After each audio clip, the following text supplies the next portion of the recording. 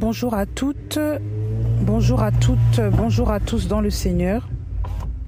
J'espère que vous allez bien en cette journée, que le Seigneur vous garde, que le Seigneur vous accompagne, qu'il vous dirige toujours dans sa volonté. Enfin, il le fait de toujours, hein, mais vraiment il faut écouter sa parole. Donc aujourd'hui j'ai été poussée à exhorter sur... là je vais faire un enseignement ciblé. Parce que il faut que, des fois, selon ce qu'on reçoit, il faut cibler les cas, les personnes, tout ça. Donc, je vais faire un enseignement ciblé sur les femmes, mais sur les femmes en particulier, les femmes afro, les femmes noires, africaines. Voilà. Donc, je vais faire un enseignement précis dessus pour exhorter mes compatriotes, mes sœurs dans la chair. Et voilà. Voilà. Donc déjà, bonjour à toutes mes sœurs africaines, celles qui écoutent. Bonjour à toutes celles qui seront connectées, celles qui sont connectées. Que le Seigneur vous garde, que le Seigneur vous accompagne. Voilà, dans tout ce que vous faites, toujours dans sa volonté. Donc aujourd'hui, je vais parler de certaines choses. On va prendre un verset d'abord pour commencer. On va prendre un verset pour commencer. On va aller dans Jean 14, 6. Yohanan 14, verset 6. Yahushua dit, moi je suis la voie, la vérité et la vie. Personne ne vient au Père excepté par moi. Je suis le chemin aussi, dans certaines versions, la plupart des versions, la vérité et la vie. Personne ne vient au Père excepté par moi. Je suis la voie, la vérité et la vie. Le Seigneur te dit aujourd'hui, ma sœur, il est le chemin, il est la voie, la vérité, la vie. Ça veut dire que tout ne commence que par Yahushua. Tout ne commence que par lui. Il est le commencement de tout. Il est l'origine de tout. Il est le créateur du monde. Il faut déjà saisir ça. Le Seigneur est le créateur. Il est le commencement de l'homme. C'est lui qui a donné le souffle de vie à Adam. C'est lui qui a donné la vie aux animaux. C'est lui qui a donné la vie aux plantes. C'est lui qui a donné sens à la terre. C'est lui qui a fait en sorte qu'aujourd'hui nous puissions manger des fruits. C'est lui qui accorde tous ses bienfaits. Et tout ce qu'il fait est bon. Il dit bien, je suis la voie, là. C'est pas une voie, c'est la voie. Je suis la vérité. C'est pas une vérité, c'est la vérité. Et je suis la vie. C'est pas une vie, plusieurs. Non, il y a une vie, une seule. Une vérité, une seule voie. Le chemin là, que l'homme veut là, c'est ça. S'il a dit ça là, on sait qu'il y a le chemin de la perdition, on sait qu'il y a le chemin du voilà. Mais s'il a dit ça, c'est parce qu'il sait que l'être humain en lui-même, il cherche le bonheur, il cherche le chemin qui va le rendre heureux. Voilà pourquoi il a dit, mais c'est moi le chemin que tu cherches là. C'est moi la vérité là, c'est moi la vie. C'est pas n'importe qui. C'est pas le diable. C'est pas le pape. C'est pas l'imam là-bas là. C'est pas Bouddha ou je sais quoi. Non, c'est lui. Lui. On va prendre aussi un passage très très très important. Très important.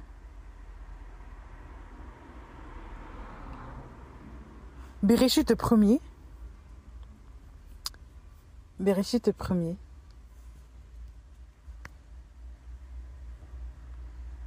Verset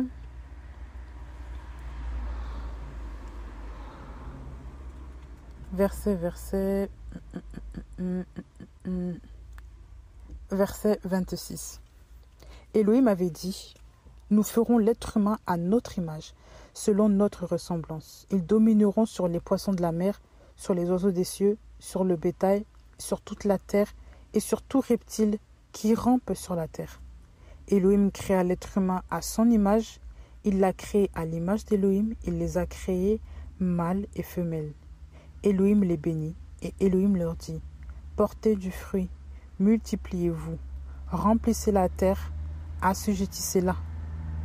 Dominez sur les poissons de la mer, sur les oiseaux des cieux, sur tout vivant qui rampe sur la terre. Et Elohim avait dit, je vous donne toute herbe semant de la semence qui est sur les faces de toute la terre, et tout arbre ayant en lui du fruit d'arbre et semant de la semence, cela deviendra votre nourriture. Pour tout vivant de la terre, pour tout oiseau des cieux, pour tout ce qui rampe sur la terre, ayant en soi une âme vivante, toute herbe verte sera la nourriture. Il en fut ainsi. Elohim vit tout ce qu'il avait fait, et voici cela était très bon. Le soir apparut, le matin parut, 6e jour. Le 6e jour, l'homme fut créé par Elohim, par Yahweh Elohim, et à la fin de tout ça, quand le Seigneur a accompli son œuvre avec le dernier ouvrage qui était l'homme, il a dit, mais tout cela est très bon. Le Seigneur a dit que l'homme était très bon. Et l'homme a été créé mâle et femelle. Déjà, il ne faut pas ignorer son identité de femme. Nous, les femmes, nous existons. Parce que c'est le Seigneur qui nous a créés. Déjà, il a déjà prévu que nous soyons là auprès d'Adam. Adam ne le savait pas, mais le Seigneur a déjà prévu une femme pour Adam. Voilà pourquoi il a dit qu'il a créé l'être humain mâle et femelle, avant même que l'homme ne s'inquiète qu'il ne trouve pas d'aide de tout ça là. Donc il faut déjà saisir ça, que nous les femmes, nous sommes là. Ensuite, je vais parler de quelque chose de particulier aujourd'hui. Je vais parler aux femmes, surtout africaines. Les femmes noires ont cette tendance-là à se rejeter, à s'ignorer et à se dévaloriser au profit des autres. Et c'est très grave. Et quand on remarque beaucoup de nos sœurs qui se disent chrétiennes se disent on est chrétienne, on adore Jésus, mais on ne voit pas la trace de Jésus concrètement dans leur vie. Je m'explique. Quand on voit certaines femmes africaines qui se disent oui, Christ, Jésus, Christ, alléluia, toujours Jésus, Jésus, j'adore Jésus, Jésus est mon Seigneur, Seigneur et Sauveur. Mais dans ta vie de tous les jours, tu te comportes comme une femme qui est encore sous l'empire de l'esclavage. Tu ne te connais pas. Tu te rejettes, tu t'ignores. Vous allez me dire, c'est quoi? C'est culturel? Mais non, c'est dans ton identité. Dans ton identité, dans ton toi. Parce que la culture, ça veut rien dire. Parce que par exemple, ici en Occident, là, on a la culture occidentale en fait. Bah oui. Un Français qui est né en Afrique, il aura la culture africaine. S'il a grandi avec les Africains. Mais son identité, il ne peut pas la renier. Il ne peut pas ignorer qu'il est blanc. Il ne peut pas ignorer que ses ancêtres sont blancs. Il ne peut pas ignorer non plus que, je ne sais pas quoi, que son apparence est comme ça. Qu'il n'est pas comme ses frères d'alliance, ses frères d'adoption qui sont noirs, par exemple. Beaucoup de femmes noires s'ignorent. Beaucoup de femmes noires. Ça puise déjà ses racines dans l'esclavage. Depuis l'histoire de l'esclavage, là, l'homme noir a été déraciné de tout. De sa terre, de sa culture, oui, de tout ce qui le rendait bien dans sa peau, tout ce qui le rendait heureux. Il a été forcé à devenir comme quelqu'un d'autre. On l'a dépouillé de lui-même. On lui a arraché ses cheveux. Pour Satan, on leur a coupé, rasé les cheveux. On les a comparés à des animaux de foire. On les a comparés à des bêtes de foire. On les a comparés pour Satan à des singes, à des animaux bizarres, des gorilles, je ne sais pas. Ce sont des termes qui sont vrais. On n'a pas inventé ici. On les compare toujours à des animaux. On se moque de leur langue. On se moque de leur façon de s'exprimer. Même quand parfois ils les dessinent avec des traits qui sont insultants. Ce qu'ils ont fait dans le passé, là. Les ex-colons, là, les ex-esclavagistes. Donc, le noir, en voyant tout ça, s'est senti tellement humilié. Tellement, comment dire, il se sent tellement humilié, il se déteste. Il a fini par se détester parce qu'il s'est dit que celui qui est puissant m'a asservi. Et il m'a fait comprendre que je suis moche, que je ne suis rien, que je ne suis pas... Je suis comme un animal. Vous allez me dire, non, aujourd'hui, le noir, l'image a changé, l'image a évolué. Jusqu'à maintenant, là, beaucoup, là, ont encore les mêmes... ils ont encore la même pensée, la même mentalité que leurs ancêtres en arrière qui ont vécu l'esclavage. Beaucoup pensent encore comme ça. Ça se voit même dans la manière dont ils se comportent avec, avec les compatriotes de loin, là, les blancs, là. Ou bref, toutes les autres origines. Mais qui ne sont pas noirs. Tu vas voir qu'un noir va faire la différence entre son frère de couleur que celui qui est différent de lui. Il va voir un élan de respect exagéré envers le blanc, alors que le noir lui-même, il ne le respecte pas, il ne l'aime pas, il le dénigre, il le rabaisse, il l'insulte même parfois.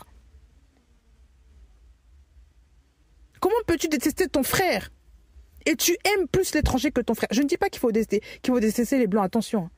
Mais je dis que ça, c'est déjà révélateur du complexe des gens, de l'identité des gens. Les gens ne s'aiment pas. Beaucoup de noirs ne s'aiment pas. Je sais qu'il y a des noirs qui s'aiment, gloire à Dieu. Mais il y en a beaucoup qui ne s'aiment pas. Ils ne valorisent pas leurs semblables. D'abord, ça commence comme ça. Comment peux-tu voir une personne qui te ressemble et tu ne l'aimes pas?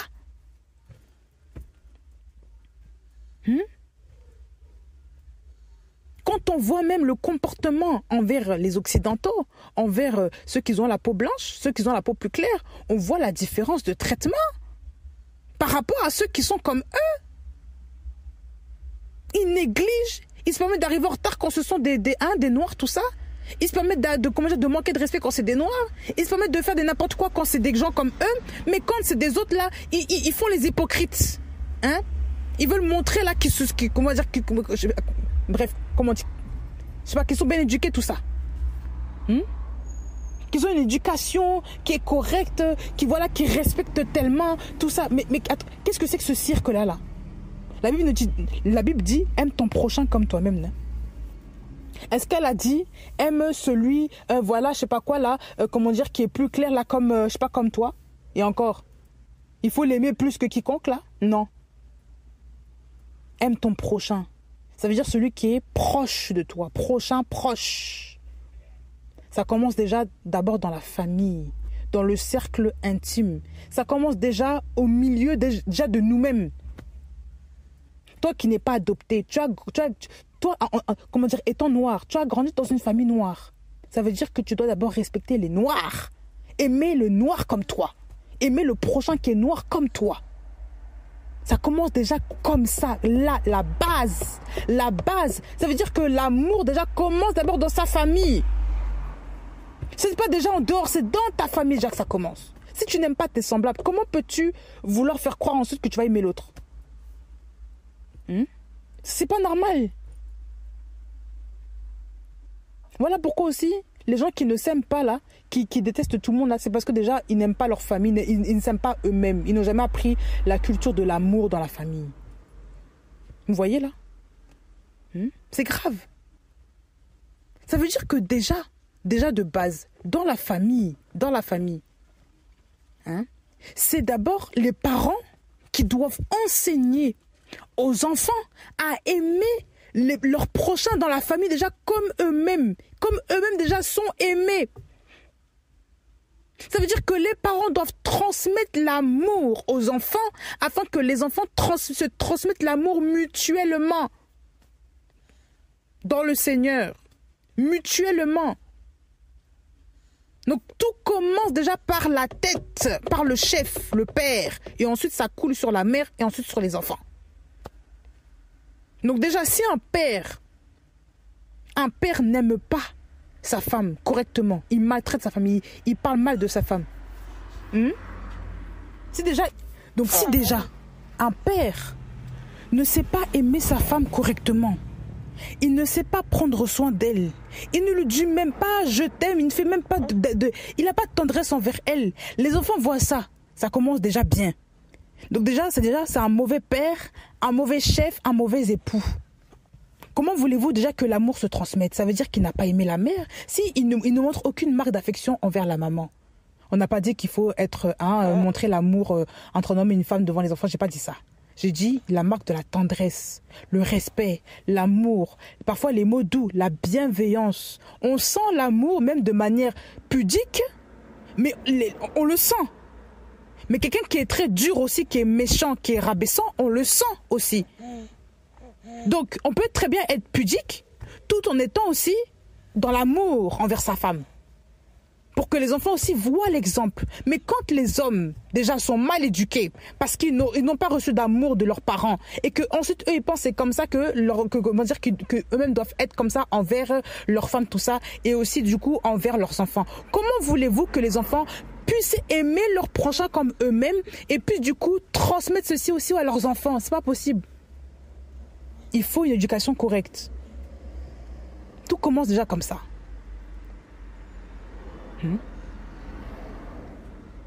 Tout commence déjà par là. La tête. Quel est l'exemple que le père de famille montre à sa femme pour ses enfants? Pour que la femme aussi puisse être bien dans sa peau pour pouvoir aimer ses enfants aussi correctement. Parce qu'une femme qui n'est pas aimée, c'est une femme aussi qui est aussi déréglée, il faut le dire. Parce que la femme aussi a besoin d'amour, elle a besoin d'attention, elle a besoin de tendresse. C'est pas comme l'homme. L'homme, mais c'est différent. D'accord? Déjà, tout commence déjà par là. Tout commence déjà par là. Donc, veut dire, si une femme, une mère, un père n'a pas appris l'amour de ses parents, il ne pourra pas le transmettre. S'ils ont toujours vu le dénigrement de leurs semblables, ils ne pourront pas transmettre l'amour, c'est impossible. Ça veut dire logiquement que beaucoup de gens ont des problèmes d'amour déjà pour pouvoir s'aimer eux-mêmes. Voilà pourquoi ils ne peuvent pas aimer les gens correctement.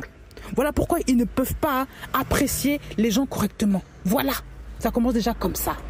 Comme ça. C'est un problème ethnique, culturel et aussi spirituel.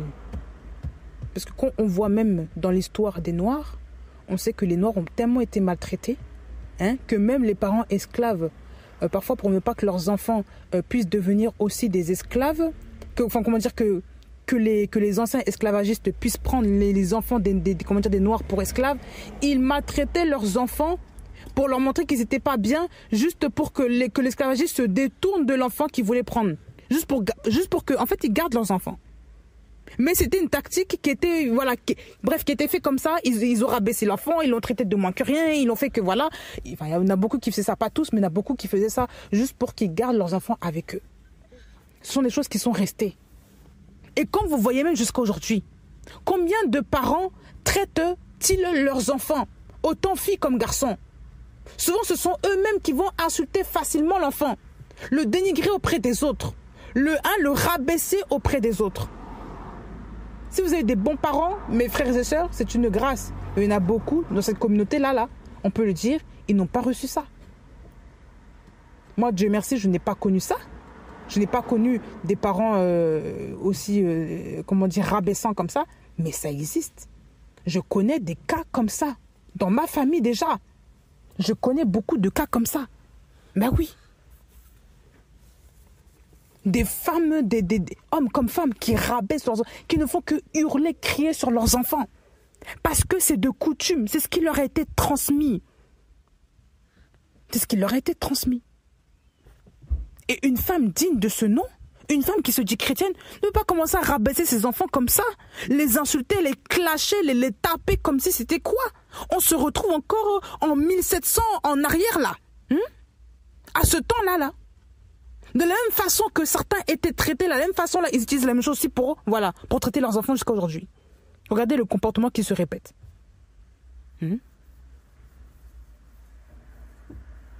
Parce que ce sont comme des liens. C'est grave.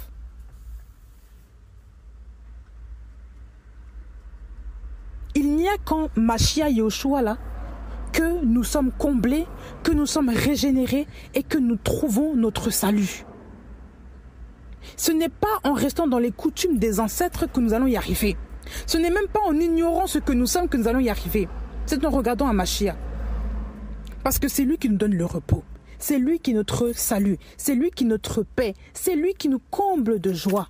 C'est lui qui pense les blessures de l'âme, du cœur, tout ça.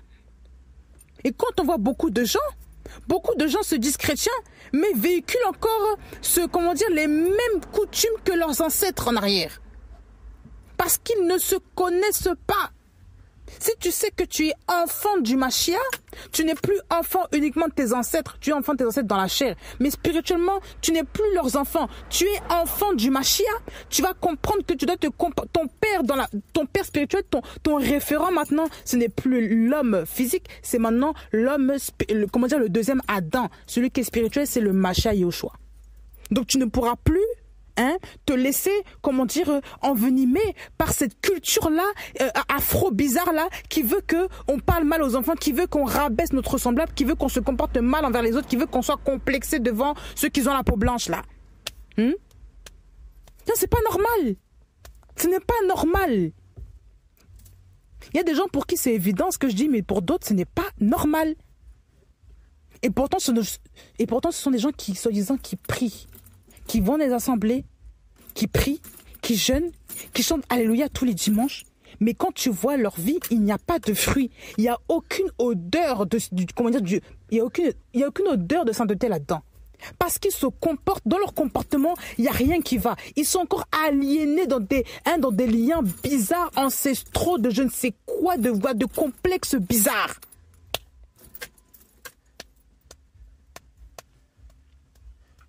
Bah oui. C'est grave. C'est grave. C'est grave. Regardez même dans le milieu du travail. Comment est-ce que les gens se comportent? Il faut absolument qu'il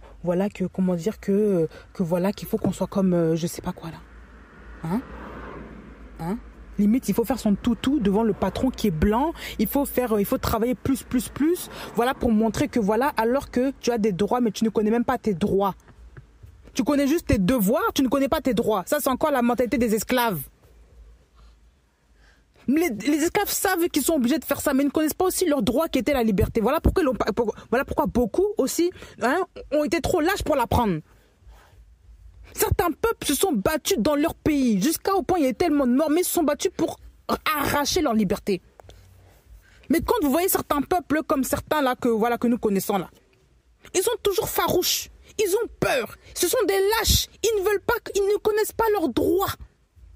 Le droit de vivre, le droit d'être libre, c'est quelque chose qui a été donné à tous les humains, pas seulement qu'aux peaux blanches là. Quand je regardais même dans le travail, dans l'environnement du travail, je me disais, mais qu'est-ce que c'est que ça? Quand je regardais même ça là, à la télé, il n'y a pas longtemps encore. Une info flash comme ça. Des migrants venus de je ne sais quoi, des sans-papiers encore, comme d'habitude. Des Africains qui viennent travailler dans, je sais pas quoi, chez des viticulteurs, qui ne connaissent pas leurs droits, qui ne connaissent pas leurs devoirs. Et quand on regarde, je sais pas comment dire, ils travaillent combien à l'heure? Parfois 5 € de l'heure, 6 € de l'heure. Et eux, ils travaillent, ils trouvent ça normal. De 7h à 19h, tous les jours, sous la pluie, le beau temps. Bref, ils ne se reposent pas. Et ils dorment dans des endroits insalubres. Il faut que quelqu'un voit quelque chose qui est bizarre pour commencer à sonner l'alarme et délivrer tout le monde. Mais ce ne sont même pas eux-mêmes qui sont partis se délivrer eux-mêmes. Parce qu'ils n'ont même pas lu, ils n'ont même pas regardé leurs conditions, les droits, quels sont les droits des travailleurs en France.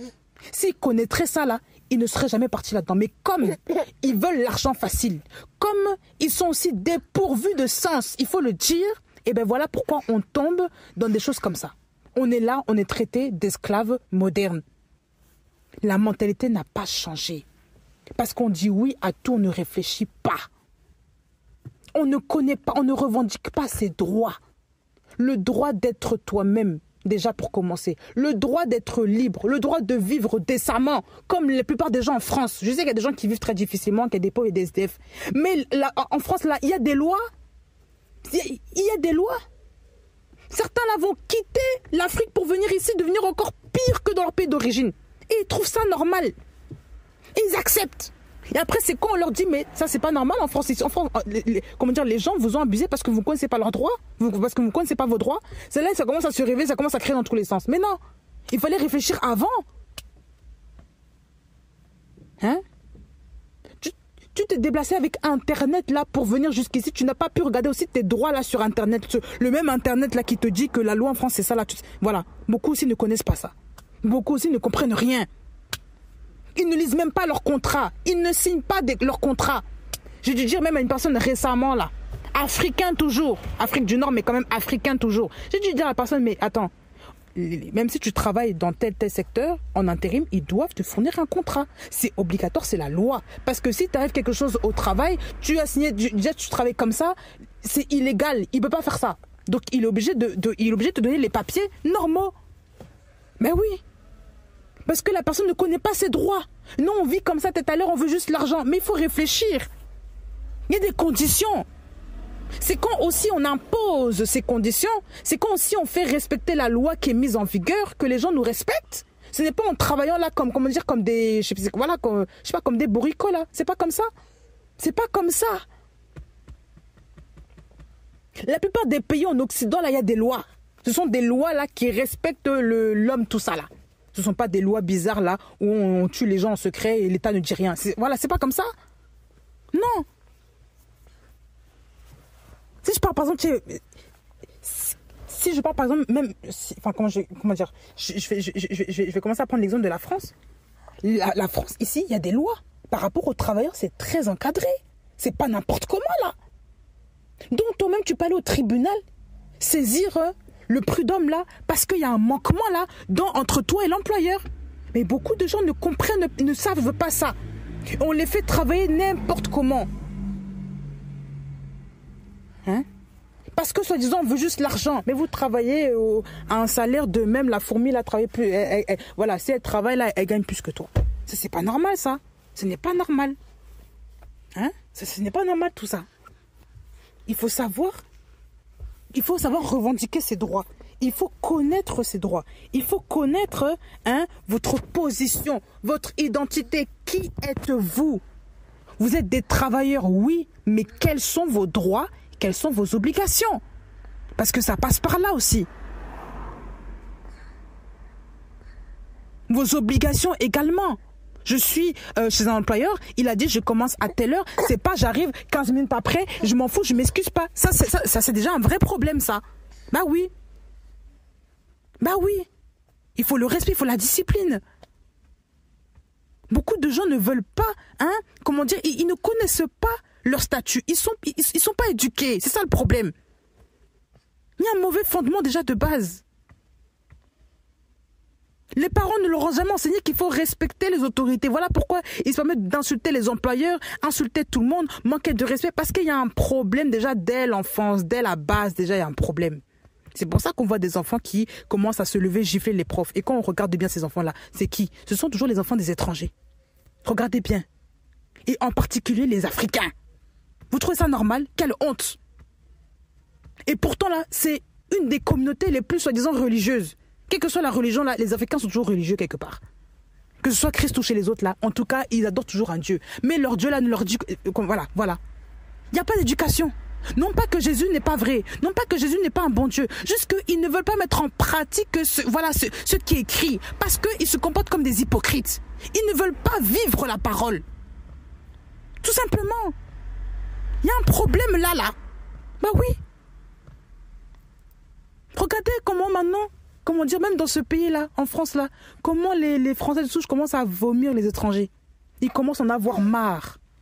Ils commencent même parfois à avoir des réactions quasiment racistes, très agressives, très méchantes, très verbalement, autant que parfois physiquement. Pourquoi? Mais parce que les étrangers, il faut le dire, certains se comportent n'importe comment. Certains se comportent comme des animaux. C'est honteux. Comment voulez-vous qu'ils voient, qu'ils voient les étrangers qui ne sont pas comme eux, voilà. Comment voulez-vous? C'est difficile.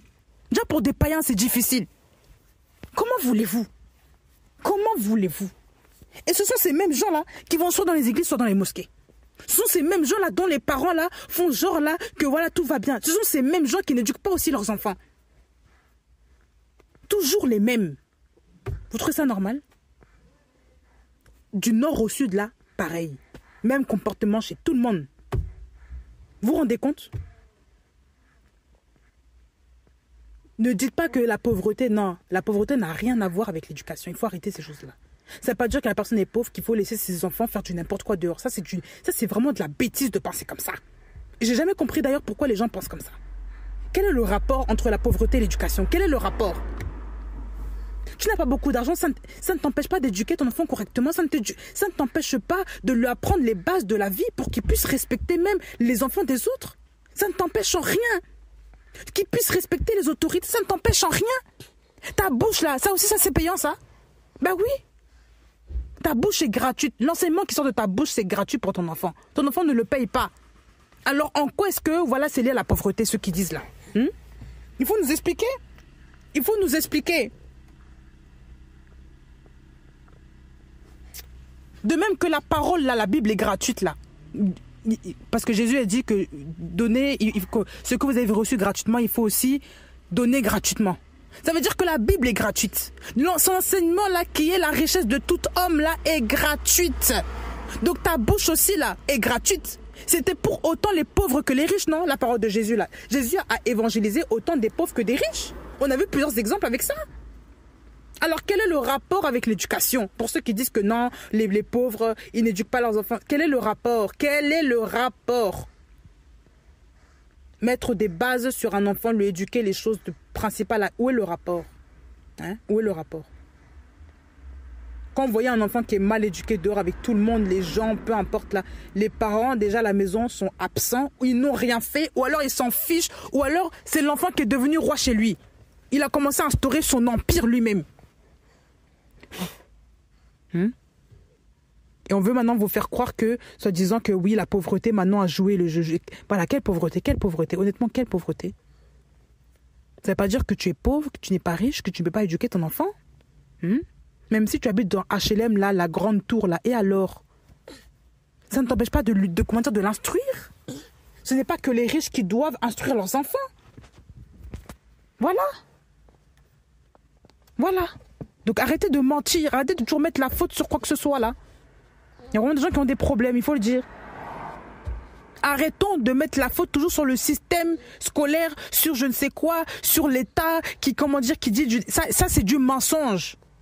Ça c'est du mensonge. Arrêtez ça, de se bref voilà, arrêtez ce genre de choses là. Arrêtez. Beaucoup de gens mentent, beaucoup de gens se cachent derrière les choses, se cachent derrière les événements, se cachent derrière le système là établi là pour se délester de leurs responsabilités. Ils ne veulent pas prendre soin de leur progéniture, mais ils font quand même des enfants juste pour la CAF. Ça aussi là, cette mentalité là, il faut aussi l'arrêter. Ça c'est du n'importe quoi ça. Les enfants sont un don de l'Éternel, mais ce n'est pas une ressource financière. Les enfants ne sont pas des ressources là pour avoir de l'argent. Ça n'a été marqué nulle part. Donc il faut que nous arrêtions. Il faut arrêter avec ce genre de comportement. Voilà. Il faut vraiment arrêter là. Ah oui. Il faut que les gens arrêtent de se mentir à eux-mêmes. Bah oui.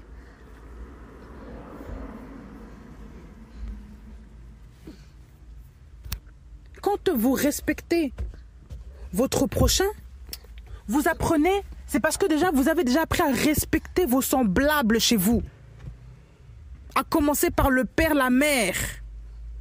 Honore ton père et ta mère, comme la Bible le dit. Les enfants qui ont appris à respecter leurs parents, respecter leur papa, respecter leur maman, respecter le grand frère, respecter la petite sœur, peu importe. Ceux qui ont appris ça, automatiquement quand ils sont dehors, ils respecteront aussi ceux qui leur ressemblent et ceux même qui sont étrangers à eux.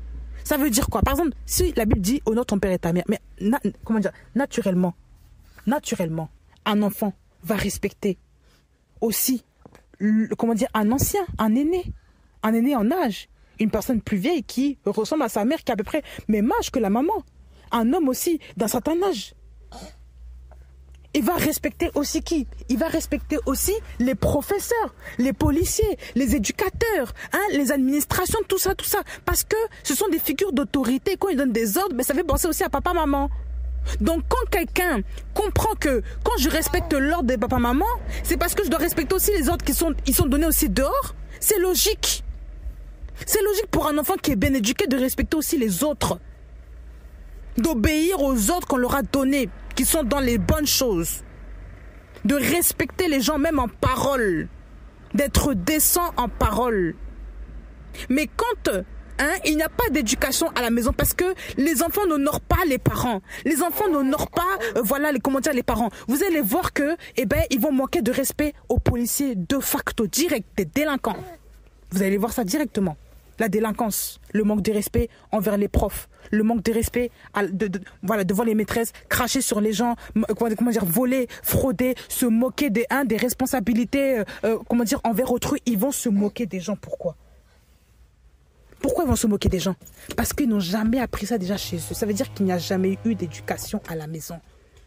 Il faut dire ce qui est. Quand vous voyez des gens là, qui ne respectent rien ni personne, c'est parce qu'à la maison, il n'y a rien, il n'y a pas de base. Ça commence comme ça. Vous voulez que ça commence comment? Vous voulez que ça commence comment? Les parents ont été donnés aussi comme garde-fous pour l'enfant. Ils ont aussi été donnés pour montrer un exemple des choses, des personnes qui sont dehors pour l'enfant, pour que l'enfant se rappelle que quand il voit les autorités dehors, il se rappelle aussi de ses parents. Il respecte aussi ces gens-là. C'est fait exprès. C'est pour ne pas tomber dans le piège de l'ennemi. Mais quand il y a des enfants qui n'entendent de rien, parce que les parents eux-mêmes n'ont pas fait le travail d'être derrière les enfants, comment voulez-vous que les enfants aillent loin? Honnêtement. C'est pour ça qu'ils finissent l'école en 4e, en 3e, et puis après ça finit pas l'école, après, il n'y a même pas d'avenir de tracer, voilà, tout ça là. Il n'y a rien. Il n'y a pas de suivi. L'enfant, il grandit 40 ans, il n'a pas de métier. 40 ans, il n'a même pas un diplôme pour avoir une petite formation, pour commencer quelque chose. Il n'y a rien. Pourquoi? Parce que les parents n'ont jamais été derrière. Ils ont laissé l'enfant faire n'importe quoi. Ils ont laissé l'enfant à la dérive. Des enfants aussi qui commencent petit boulot, petit boulot, 13 ans, 14 ans. Est-ce que ça c'est normal ça même? Voilà. Ce n'est pas normal. Petit boulot, pourquoi?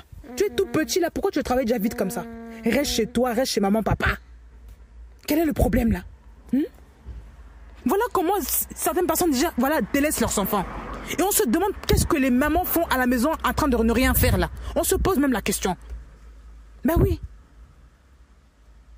Il y en a beaucoup là qui prennent RSA là, qui prennent les aides là, de l'État là, parce qu'elles soi-disant ne trouvent pas de travail, elles sont mères au foyer, mais à la maison ça ne fait absolument rien. On se demande qu'est-ce qu'elles éduquent à la maison, si elles éduquent leur vaisselle ou elles éduquent leurs enfants. On se demande. Vraiment on se demande. Vraiment on se demande. Et moi je me suis toujours dit ça. Quand on voit certaines personnes là, toujours communauté africaine là, que ce soit du nord au sud, du sud au nord, de l'est à l'ouest là. On voit toujours les mêmes là. On voit toujours des mamans là, à la maison là, qui ne font rien, qui gagnent les aides de l'État, mais les enfants, tu les vois, ce sont les plus grands délinquants du quartier. On voit vraiment un problème. Vraiment, il y a un problème. On se dit, ce sont des femmes comme ça, qui soi-disant restent à la maison pour les éduquer, parce que voilà, il faut faire le riz, il faut faire beaucoup le tchèp, tout ça. Voilà, il faut faire le couscous, je ne sais pas. Et on voit des gens comme ça qui n'éduquent pas leurs enfants. Et vous voyez les enfants dehors en train de casser les pieds à tout le monde à 2h du matin, en train de mettre le feu aux voitures. On a connu ça. On a connu ça. On a connu ça. On a connu ça. Toujours la police vient toujours en bas des bâtiments. On est toujours réveillé la nuit par des bruits de sirènes de police, par des bruits d'altercation, les voisins qui se plaignent, les gens qui crient dehors. On se dit mais où sont les parents? Les parents sont juste au-dessus là dans le bâtiment, mais les enfants sont en bas dehors. Ils cachent les pieds à tout le monde et personne ne dit rien. Et ce sont ces mêmes personnes qui dimanche vont à l'église. Ce sont ces mêmes personnes qui le samedi ou le vendredi là vont dans leur temple bizarre là. Ce sont toujours les mêmes. Mais ce sont les plus religieux de tous. Mais par contre, les païens ici, dans les pays occidentaux, eux ne font pas ce genre de choses. Vous voyez pas qu'il y a un problème? De qui se moque-t-on? Quel Dieu adorons-nous? Quand on vous dit que Yeshua est la voie, il est la vérité, il est la vie là. Voilà. Ça veut dire que l'image de la bonne mère là, c'est en Mashiach que tu as trouvé ça. L'image là, la vérité là sur toi-même là, c'est en Mashiach. C'est en Mashiach. C'est en Mashiach seulement. La vie là, c'est en Mashiach. Le chemin là, c'est en Mashiach. Ce n'est pas un chemin, c'est le chemin. Ça ne veut pas dire que toi, tu es enfant d'immigré, que tu es fille d'immigré, fils d'immigré, tu es un étranger ici dans un pays qui t'a accueilli, que soi-disant que tu n'es pas comme les autres, que tu es trop différent, que tu dois devenir complexé ou tu dois maintenant vouloir avoir une attitude de racisme. Non. La Bible dit aime ton prochain comme toi-même. La Bible, ma Bible, la Bible que nous avons là, elle dit ça. La Bible n'a pas dit qu'il faut aimer seulement celui qui te ressemble, qui a la même couleur que toi. Non. Ton prochain, c'est celui qui est proche de toi. Ça veut dire que si ton collègue est un blanc, il est proche de toi, tu dois l'aimer comme toi. Mais cet amour-là, ça passe déjà dans l'amour du Mashiach.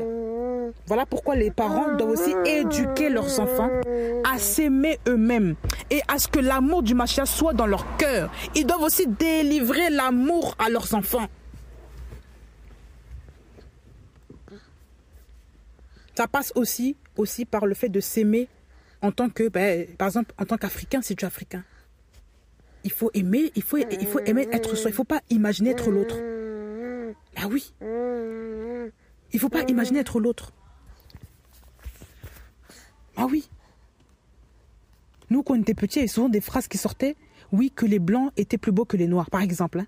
Oui, que les blancs, comment dire, que les filles blanches attiraient plus tout le monde, les filles noires, elles attirent personne.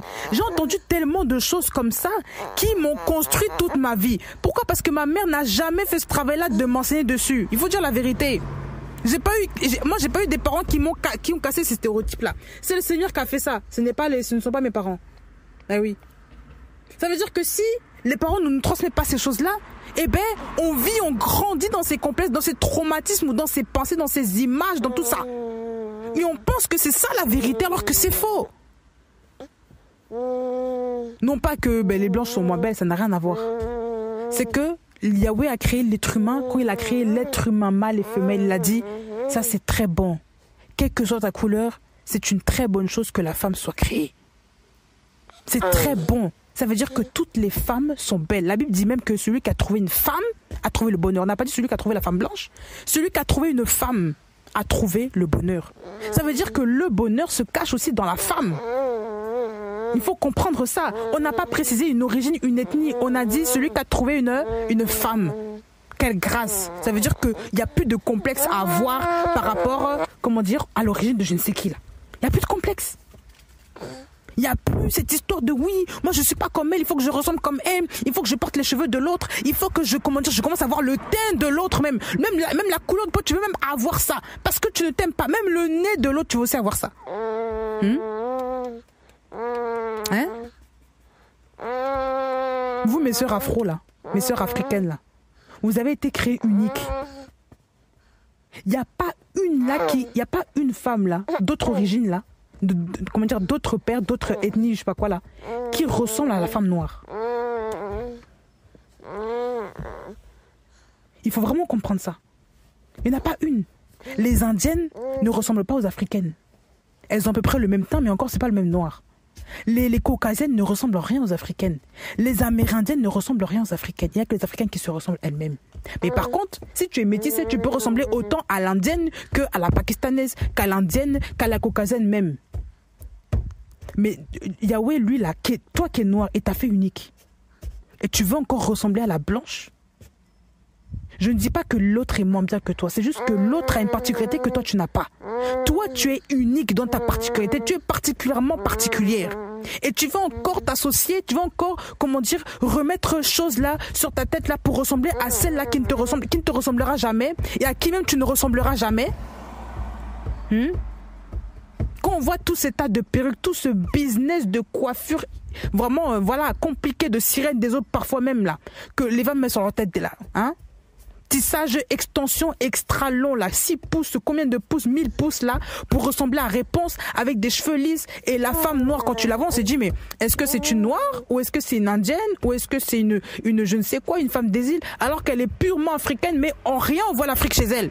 Parce qu'en plus de ça, elle se change la couleur de peau.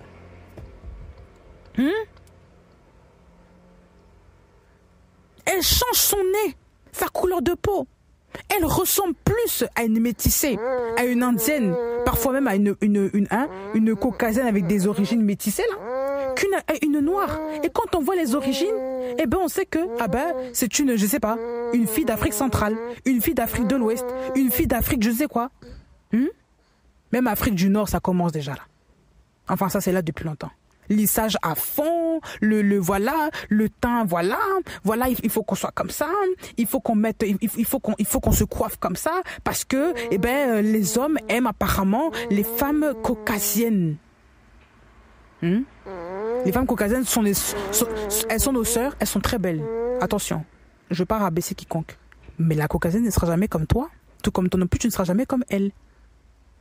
Et l'homme là, le Elohim qui t'a créé là, il t'a créé pour que tu sois le bonheur d'un homme en particulier. C'est pas que la femme seule, l'autre là-bas, soit le bonheur de... Non, Yahweh t'a créé pour que tu sois le bonheur d'un homme. Parce qu'il t'a créé à cause de l'homme. Comme la Bible dit que la femme a été créée à cause de l'homme. Mais c'est pas l'inverse. La femme a été créée à cause de l'homme. Ça veut dire que quand Dieu t'a créé, il avait déjà en tête, déjà dans son plan, il avait déjà la vision d'un homme qui allait te plaire et dont toi aussi tu allais être le bonheur. Donc ça sert à rien de vouloir se dire je vais commencer à lui ressembler pour pouvoir plaire aux hommes. Tu vas vouloir ressembler à tes sœurs les blanches pour pouvoir ressembler aux hommes, machin, non. Il faut pas faire ça. Tu es belle comme tu es, ma sœur. Tu n'as pas besoin de ressembler à une Européenne, à une Asiatique, à je ne sais quoi là, pour commencer à être belle. Tu n'as pas besoin de ça pour être belle. Parce que tu es déjà belle. En tant que femme africaine, en tant que femme noire, je te parle. Je te dis, tu es déjà belle. Et pour rien au monde, il faudrait changer ta nature à cause des complexes de ce que les gens t'ont dit et de ce que même de ce que tu as entendu, de ce que tu as vu, de ce que tu penses. C'est faux. Si aujourd'hui on te laisse avec tes cheveux afro, peux-tu sortir dehors naturellement comme ça devant les gens?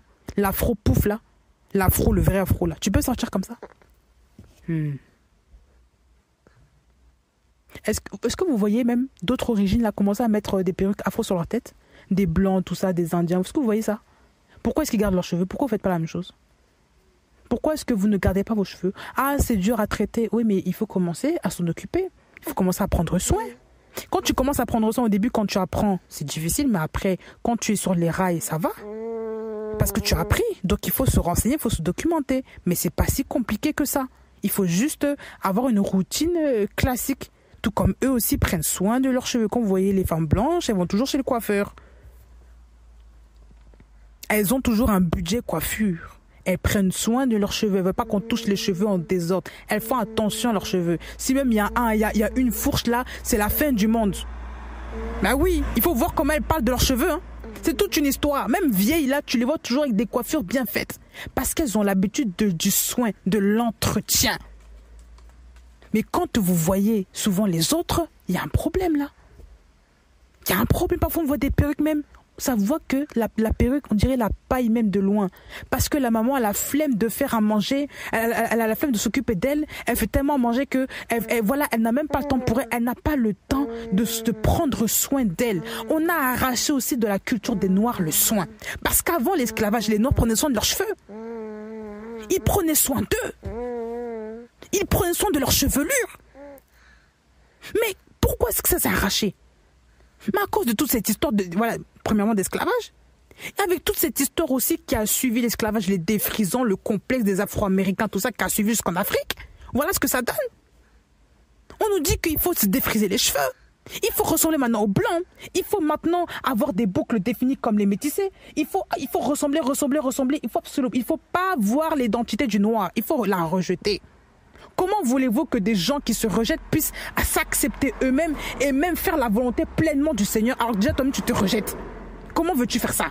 Ça c'est normal ça? En tant que chrétien, toi tu sais que s'éclaircir la peau c'est un péché. Tu sais ça, non? Et pourquoi tu sais pas que défriser ses cheveux, se dénaturer complètement les cheveux, ça c'est pas un péché ça non plus? Ah bon? Oui, non, ça repousse. Il faut laisser les gens tranquilles. Donc ta peau là, donc le Seigneur qui t'a créé comme ça, toi tu dis que Seigneur c'est pas bien ce que tu m'as fait, il faut que je mette l'éclaircissant pour avoir une peau un peu plus claire quoi. Non, tu peux pas faire ça. On peut pas faire ça. Ça c'est ce que Dieu a fait de toi. On n'a pas dit qu'il ne faut pas se coiffer. Mais de là à dénaturer son cheveu au point de faire des défrisants, au point de le cacher sous n'importe quoi, juste parce que tu ne veux pas que tes cheveux, voilà, ça c'est un problème ça aussi. Ça c'est un problème. Non. Mais c'est pas normal, il faut dire la vérité. Ce n'est pas normal. Ce n'est pas normal. Ce n'est pas normal.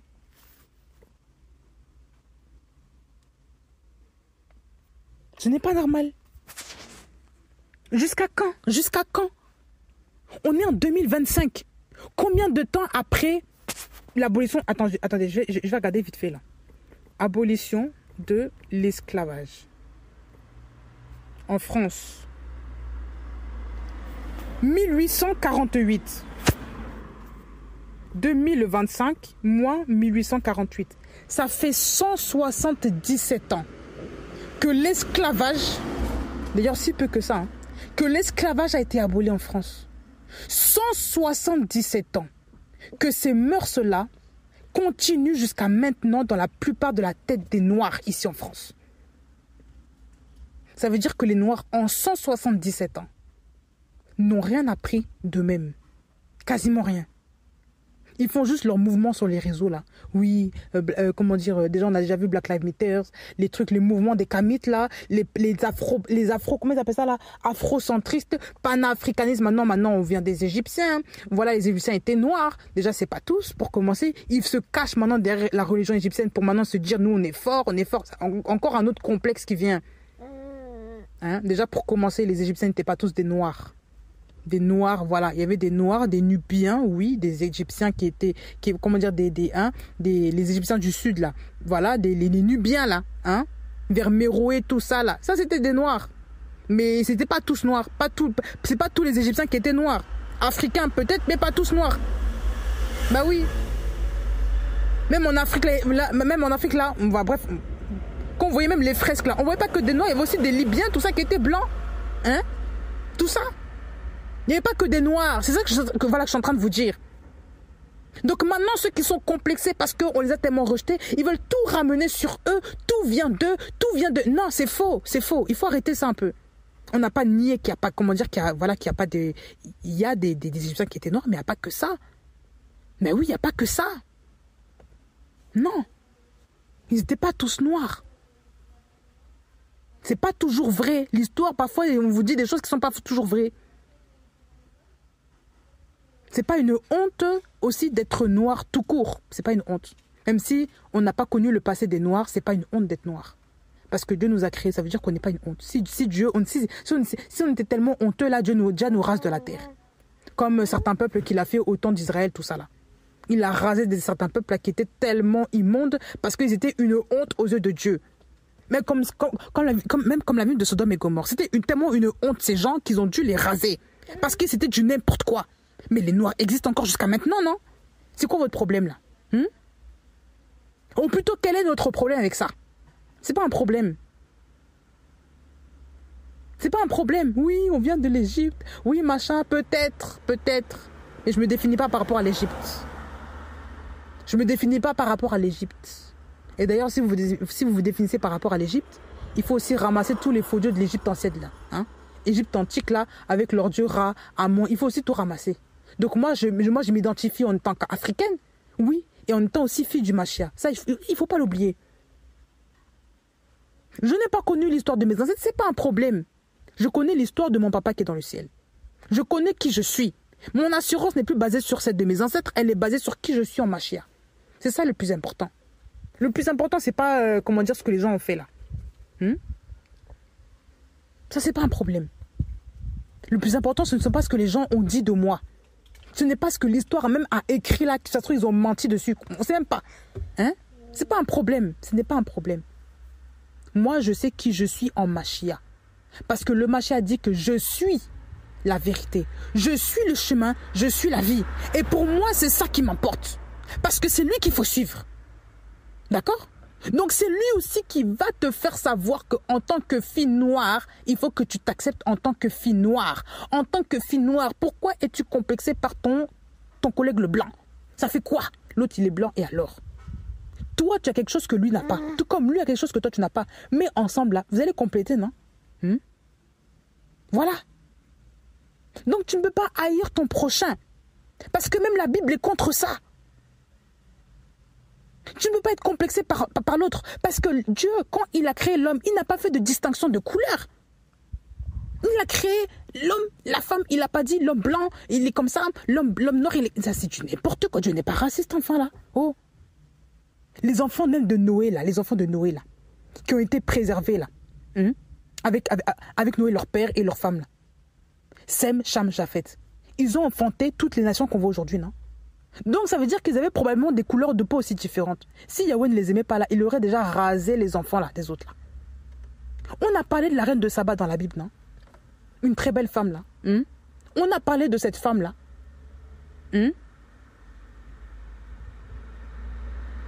Elle dit dans les cantiques des cantiques, je suis noire et belle. Elle n'a pas dit je suis, voilà comment dire, je suis noire, un peu belle. Non, je suis noire et belle, non. Donc les femmes noires sont belles. Bah oui. Les femmes noires authentiques sont belles. Quand vous voyez les femmes avec les cheveux afro, ce sont vraiment des frappes, comme on dit aujourd'hui. Elles sont magnifiques. Et elles pensent qu'elles sont encore belles seulement qu'avec leur gros tissage, leur tissage nul là. Non. Tu es belle même avec tes cheveux purs, afro. Il faut juste les entretenir. Tu n'as pas besoin d'avoir toutes sortes de maçons sur ta tête pour être belle. Qui t'a enseigné ça? Qui t'a menti? Qui t'a menti? Et souvent même quand vous mettez ça là, parfois même, il faut dire la vérité. Il y a des gens, quand tu leur fais la bise, ça sent pas bon. Ce sont des extensions, ça sent pas bon. On sent que c'est faux. C'est tellement plastifié que c'est faux. C'est tellement lisse, plus lisse même que les cheveux des caucasiens, là, que ça se voit que c'est du faux. Parfois même, ça ne te va même pas. Toi qui as une... En fait, des gens, ils ne comprennent pas que tu as une forme de tête qui est faite pour tes cheveux afro. Tu as une forme de tête que tu as créée. Ça, c'est typique pour la tête des blacks. Ça ne te va pas à toi. Ça veut dire que les cheveux fins, là, ça va pas aller à toi, alors que l'autre, là, qui est caucasien, ça va lui aller. Mais l'autre aussi, cheveux afro, là, ça lui va pas. Et toi, ça te va. Parce que Dieu t'a fait comme ça. Mais des femmes voilà, tellement il y a l'ignorance, tellement on ne veut pas s'occuper de soi, tellement il y a cette histoire on essaie de se cacher derrière des mensonges. Le diable vous ment. Il vous dit que la vérité, c'est dans les tissages. Tu seras bien en tes tissages. C'est du mensonge, du mensonge, du mensonge. Acceptez-vous tel que Dieu vous a créé. Ça ne sert à rien de vouloir commencer à montrer que oui, que je ne sais pas quoi, bref, qu'il faut commencer à ressembler à des caucasiennes, des maghrébines, des brésiliennes. Il faut arrêter ces choses-là, là. Il faut arrêter. Il faut arrêter. La femme noire est belle. La femme noire est magnifique. Mais on ne verra que sa beauté que lorsqu'elle acceptera de s'accepter elle-même. C'est ça le grand problème des femmes noires. Le problème, ce n'est pas les autres, c'est vous-même. C'est ça le problème. Et si tu as un fiancé, je dis bien fiancé parce qu'on ne peut pas divorcer de son mari. Tu as un fiancé qui dit qu'il ne t'aime pas avec tes cheveux afro, là, quitte-le. S'il te dit qu'il te préfère avec le tissage, là, c'est pas normal. Soit tu pries pour lui, tu lui dis, mais un homme qui t'aime réellement, il t'aime au naturel. Il ne va pas te forcer à mettre, je sais pas, une perruque pour t'aimer. Ça, c'est pas de l'amour, ça. Ça veut dire qu'il n'aime pas ce que tu es. Donc, c'est probablement qu'il n'aime pas les blacks. Ben oui. Sinon, il ne serait pas avec toi. Donc, il veut une femme dénaturée. Il veut une hypocrite. Il veut une fausse. Ça, c'est quelle affaire, ça, encore? Dieu t'a créé noir. Tu veux commencer à ressembler maintenant à la blanche. Mettre habillé. C'est même pas habillé de blanc. Cheveux de blanc. Couleur de blanc. Tu commences même à avoir des manières. Bref. Ouais, tu es noir. Et alors, accepte-toi en tant que noir. Même ta voix, là, ta voix est particulière, ça c'est la voix des noirs. La voix des blancs, ils ont une voix de blanc. Les noirs ont une voix de noir. Vous allez voir que dans chaque peuple, là, c'est comme ça. Il y a des caractéristiques là typiques, des gens, des peuples. Ah oui. Moi qui vous parle là, bien que je n'ai même pas l'accent. J'ai même pas l'accent. Certaines personnes qui connaissent très très bien la voix des noirs vont dire, elle c'est une noire. Je dis rien qu'à l'entendre. T'as même pas besoin de la voir. Même pas besoin de la voir. D'autres, c'est vrai que, bon, on connaît pas trop parce que Dieu fait ce qu'il veut. Il y a des femmes, elles ont une voix, voilà, je sais pas, qui sont un peu comme les occidentales. Mais la plupart du temps, même quand je suis au téléphone, là, avec, je sais pas, des conseils, tout ça, je sais, sans l'accent, même sans l'accent, je sais quand ce sont des noirs, quand ce sont des blancs, je le sais. Je le sais. Je le sais. Parce qu'on se connaît entre nous. On connaît la voix. Comment dire, Dieu nous a fait particulièrement particuliers. Tout comme il a fait les Blancs particulièrement particuliers. Tout comme il a fait les Indiens rouges particulièrement particuliers. Pourquoi voulez-vous ressembler aux gens comme ça? Pourquoi voulez-vous vous changer? Et vous pensez être heureux en ressemblant aux autres? Donc tu n'es même pas libre d'être toi-même. Hein? Yoshua a dit c'est pour la liberté que... C'est pour la liberté que nous sommes affranchis, non? C'est pour la liberté que Yoshua nous a affranchis. Ce n'est pas pour revenir dans l'esclavage. C'est pour la liberté. Ça veut dire que même si l'abolition de l'esclavage est arrivée là, spirituellement, c'est pas fini. Mais lui, c'est lui qui te donne la liberté aussi spirituelle. C'est ça qu'il faut comprendre. Il te donne la liberté autant physique que spirituelle. Il ne veut pas que tu sois esclave des principes du monde, la pensée du monde. Il ne veut pas que tu sois esclave de ça. Maintenant, il veut que tu dépendes de lui. Il veut que tu sois une femme libre, complètement libre. Que tu arrêtes de te baser sur des stéréotypes faux concernant les femmes noires. La femme noire n'est pas belle. La femme noire est comme ça. La femme noire, oh, son nez est comme ça. Même ton nez est unique. Ton nez qui est particulièrement particulier est unique. Et il faut dire gloire au Seigneur pour ton nez là que tu as. Il faut arrêter de vouloir toujours se comparer, hein, vouloir changer carrément son nez, pleurer pour son nez, mettre maquillage là pour affiner son nez. Il faut arrêter ça. Il faut arrêter ce genre de choses. Comment voulez-vous transmettre l'amour à vos enfants de ce qu'ils sont eux-mêmes, alors que vous-même déjà vous faites toutes ces choses-là sur vous là? Vous voulez faire comment avec vos enfants? C'est normal qu'après on engendre des complexés. C'est normal. Parce qu'on n'a jamais enseigné aux enfants que tu sais que c'est normal que le noir est beau, qu'il faut aimer et que ton nez est comme ça. Dieu t'a créé beau, Dieu t'a créé belle, Dieu t'a créé comme ça parce quand il a créé l'être humain, même quand il a créé le noir, il a dit ça c'est très bon. L'homme noir est très beau. Oh, il est très très beau. Oh, elle est très très belle. Quand il a créé tes cheveux, il a dit c'est magnifique sur elle. Quand il a créé ton visage là, il a dit c'est magnifique sur elle. Quand il a créé, la tête là, il a dit c'est magnifique sur elle. Il a dit c'est magnifique quand il a vu l'homme noir, la femme noire. Tout comme le blanc, la main, toutes les origines, bref. Mais quand lui t'a créé, le Seigneur n'a jamais dit que c'était moche, sinon il n'aurait pas fait ça. Parce que quand il a créé l'homme, il a dit c'est très bon. Donc il faut rectifier les choses auprès de vos enfants. Il faut le faire. Même s'ils sont métissés, même s'ils peuvent plus ressembler tantôt au noir, tantôt au blanc, tantôt je ne sais quelle origine là. Mais il faut leur dire, il faut toujours leur rappeler ça. Que même métissé là, ce mélange là que Yahweh a fait là, c'est magnifique. Sinon tu n'existerais pas. S'il n'aimait pas le mélange là, il t'aurait pas fait. Il t'aurait pas fait. Si le Seigneur a accepté que tu naisses comme ça avec ses cheveux, cette couleur là, c'est parce qu'il a trouvé ça très bon, magnifique. Il faut toujours rappeler ça aux enfants. Toujours. Sinon vous allez faire des générations de complexés. Des générations de je ne sais quoi là. Vraiment comprendre ça là. D'accord? Et les hommes là, ceux qui m'écoutent, c'est important aussi que vous dites aussi à vos femmes qu'elles sont belles. Que vous les aimez comme ça, pour les encourager aussi. Pour ceux qui ont des femmes noires. Il faut les encourager à dire que tu es très belle ma femme comme ça, je t'aime avec tes cheveux, tu es magnifique. Ce que Dieu a fait de toi là, c'est vraiment un bonheur pour moi. Il faut le dire. Il faut que les femmes aussi entendent de ça, pour les encourager aussi à s'aimer elles-mêmes. Parce qu'elles ont besoin aussi de courage. Parce que cette communauté-là, notre communauté afro, a subi beaucoup de choses. L'apartheid, l'esclavage, le racisme, jusqu'à maintenant, ça continue. Surtout sur les Noirs, c'est terrible. Je ne dis pas que les autres origines sont exclues, mais les Noirs, c'est jusqu'à maintenant. Ça continue jusqu'à maintenant. Donc il faut encourager aussi vos sœurs, vos mères, vos femmes aussi dans le Seigneur et leur dire qu'elles sont belles telles qu'elles sont, que le Seigneur, quand il a créé l'homme ou la femme noire, il a dit c'est très bon, au même titre que les autres. Mais principalement à elles, il faut leur dire, parce qu'elles en ont besoin, elles ont besoin d'entendre ça. Elles ont besoin d'entendre ça, de savoir que ce sont des créatures merveilleuses aux yeux de Yahweh. Et qu'il ne faut pas qu'elles se rejettent, qu'elles se renient à cause de l'histoire, à cause de ce que les gens ont dit, que c'est du n'importe quoi là. Il faut encourager les gens, il faut s'exhorter dans l'amour, il faut relever ceux aussi qui sont abattus, parce qu'ils ont entendu, parce qu'ils savent. C'est important. Voilà pourquoi je dis jusqu'à maintenant, parce que aussi il y a des hommes qui ne disent pas ça, il y a toujours des perruques aussi sur la tête des femmes depuis tellement longtemps aussi. Parce que les femmes pensent que le monsieur va toujours l'aimer avec la perruque là. Voilà.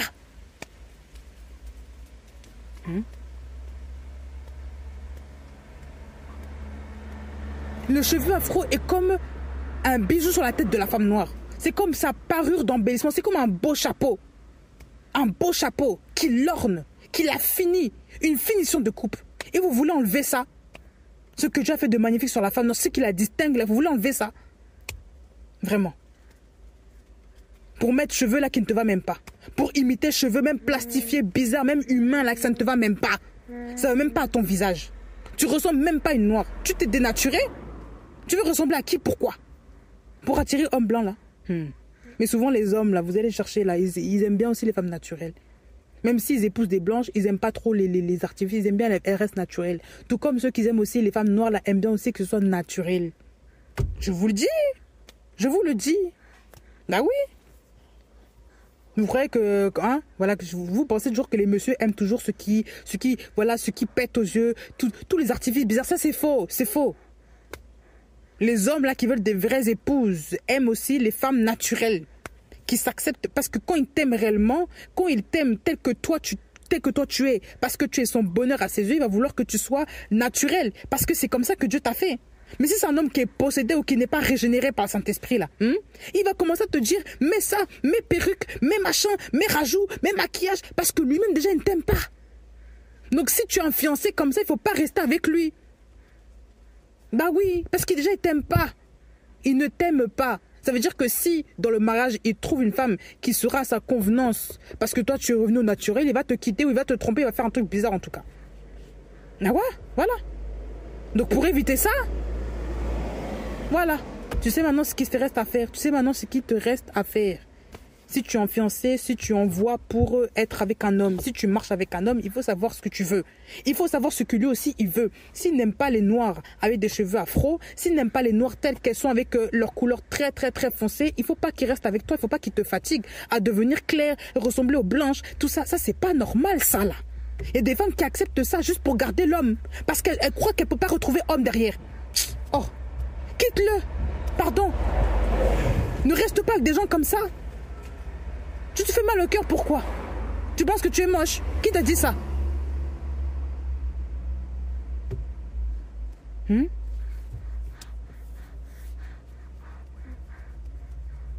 C'est grave, c'est grave. Que le Seigneur vous garde. Qui vous enrichit. Qui vous accompagne. Qui vous restaure. Qui guérisse votre âme. Et qu'il vous secoue dans le nom du Seigneur Jésus. Amen.